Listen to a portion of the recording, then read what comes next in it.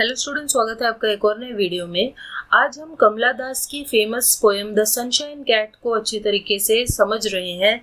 इस पोएम में कमला दास ने हमें अपनी ज़िंदगी के बारे में बताया है कि कैसे ज़िंदगी के हर मोड़ पर आदमियों ने उनका शोषण किया और उनके साथ गलत ही किया। ये जो पोएम है वो ऑटोबायोग्राफिकल है, यानी उनकी ज़िंदगी से प्रेरित है। और इस पोएम को कलेक्शन ऑफ पोएम्स जिसका नाम था समर इन कैलकाटा, उस कलेक्शन से लिया गया है जिसे 1965 में लिखा गया था।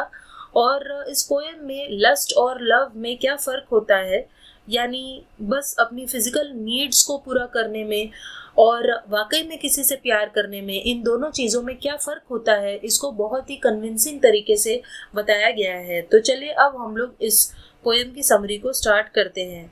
तो ये जो पोएम है वो बहुत ही रियलिस्टिकली एक फॉरलॉर्न वुमेन यानी एक अकेली औरत के पैथोस यानी दर्द को बता रही है कि एक ऐसी औरत जिसे अपनी ज़िंदगी में सच्चा प्यार कभी नहीं मिल पाया और ज़िंदगी के हर मोड़ पर उसे सेक्सुअली इल ट्रीट किया गया है और उसे एक्सप्लॉइट किया गया है, यानी उसका शोषण किया है उन लोगों ने जिनसे वो प्यार करती थी या जिन्हें वो जानती थी, उन्हीं लोगों ने उसका शोषण किया है। द इंडल्ज इन लस्ट, तो वो लोग उसके शरीर का इस्तेमाल तो करते थे, उसके साथ फिजिकल रिलेशंस तो बनाते थे, लेकिन वो लोग उसे वो इमोशनल और स्पिरिचुअल सपोर्ट नहीं दे पाते थे जिसकी उसे ज़रूरत थी। She particularly refer to one person among them whom she really loved but got nothing in return. तो उसने एक खास शख्स का जिक्र किया है, एक खास इंसान के बारे में बताया है पोएम में, जो कि उसका हस्बैंड होता है जिसे वो बहुत ज़्यादा प्यार करती थी, लेकिन उसके बदले में उसे कुछ भी नहीं मिला। So unfortunately the man that is her lustful husband overlooked her emotional needs. तो उसका जो हस्बैंड था, जो कि एक लस्टफुल हस्बैंड था जिसने उसके बॉडी को बस यूज़ किया, वो उसके इमोशनल नीड्स को नहीं समझ पाया कि एक औरत को इमोशनल नीड की भी ज़रूरत होती है। ये चीज़ वो नहीं समझ पाया and limited himself to the gratification of his lust only. और वो बस अपनी फिजिकल ज़रूरतों को ही पूरी करता रहा अपनी वाइफ के ज़रिए। Ironically he was not only selfish but also a cowardly person. तो वो ना केवल एक सेल्फिश इंसान था जिसे बस अपनी ज़रूरतों की पड़ी थी, वो एक कावर्डली पर्सन यानी वो एक डरपोक इंसान भी था। उसने कभी भी इस चीज़ की कोशिश नहीं की कि वो अपनी वाइफ के साथ एक फ्रेंड बनकर रहे, एक इमोशनल रैपोर्ट दे उसे। He neither loved nor used her but remained a ruthless watcher only who kept a close watch over her relations with other men. तो ना तो उसने उसे प्यार किया और ना ही उसे ठीक तरीके से रखा, वो बस उसके ऊपर निगरानी रखता था ताकि वो दूसरे लोगों के साथ, खासतौर पे आदमियों के साथ बात ना कर सके या किसी तरह का रिलेशन ना बना सके।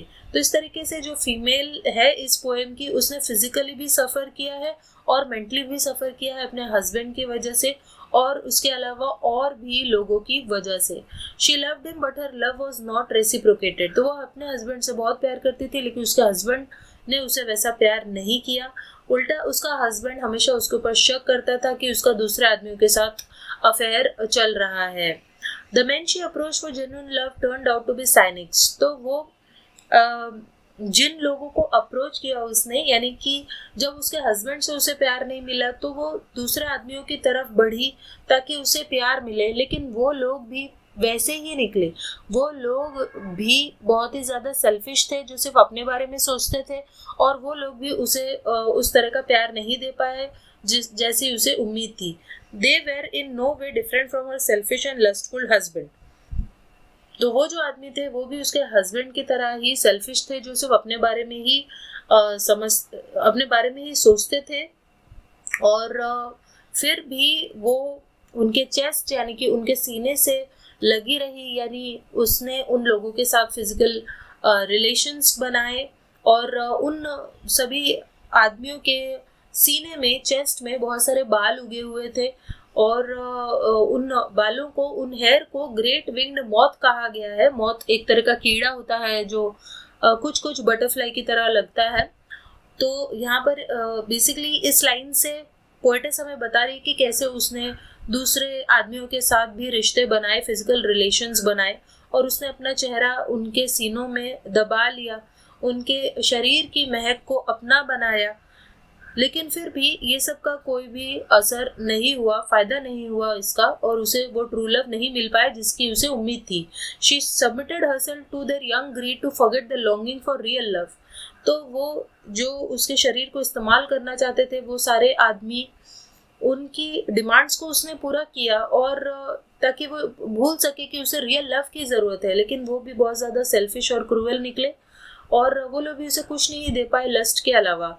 The female persona was totally disillusioned by her husband as well as her other lovers. इस तरीके से जो फीमेल है वो टोटली डिसइल्यूजनड हो जाती है, यानी उसे नहीं पता क्या सही है अब क्या बुरा है, क्योंकि उसे ना केवल उसके हस्बैंड ने चीट किया है बल्कि बाकी के लवर्स ने भी उसे सच्चा प्यार नहीं दिया।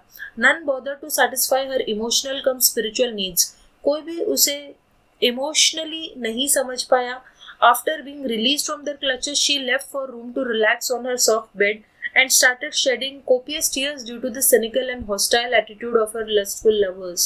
तो जब वो अपने सॉफ्ट बेड में रेस्ट करती है ये सब होने के बाद, तब उसकी आंखों से ढेर सारे आंसू बहते हैं, क्योंकि वो बहुत ज़्यादा दुखी है, क्योंकि उसके साथ बहुत ज़्यादा बुरा बर्ताव हुआ है। She feared that she would go mad in this tense state of mind. उसे ऐसा लगता है कि कहीं वो पागल ना हो जाए, क्योंकि उसका दिमाग बहुत ज़्यादा स्ट्रेस में आ चुका है, और वो आंसुओं की ही दीवारें अपने आसपास बना लेती है और उन बाउंड्रीज में अपने आप को कैद कर लेती है। और जब उसके हस्बैंड को पता चलता है कि उसका दूसरे आदमियों के साथ अफेयर चल रहा है, तो उसका हस्बैंड उसे सुबह एक कमरे में बंद कर देता है जहाँ पर बहुत सारी किताबें रखी हुई है, और उस कमरे में सिर्फ सनलाइट की एक स्ट्रीक यानी कि एक रे ऑफ सनलाइट ही अंदर आ पाता है और दरवाजे के पास दिखाई देता है। बाकी पूरे कमरे में अंधेरा है, और वो जो सनलाइट का एक किरण है, एक रे है, वो एक येलो कैट की तरह लगती है, meant to be her constant company।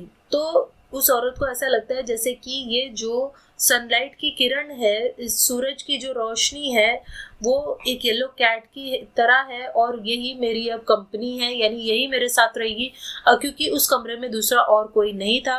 लेकिन बाद में विंटर का सीजन शुरू होता है, और एक दिन जब उसका हस्बैंड फिर से उसे रूम में बंद कर रहा होता है, तो वो देखता है कि अभी तक वो जो सनलाइट की किरण अंदर आया करती थी और जो एक कैट की तरह लगती थी, अब वो कैट की तरह नहीं लग रही। अब वो जो सनलाइट की किरण है वो एक बहुत ही पतली सी लाइन रह गई है। तो ये एक सिंबल है जो हमें ये दिखाता है कि कैसे उसकी जो वाइफ है, जो एक टाइम पे बहुत ही खुश मिजाज और अच्छे स्टेट में थी, अब वो भी एकदम बीमार स्टेट में आ गई थी। वो बहुत ज़्यादा दुखी और डिप्रेशन होने के कारण अब किसी भी चीज़ को करने के लायक नहीं बची थी, और किसी के साथ भी वो फिजिकल रिलेशन बनाने के लायक नहीं रह गई थी।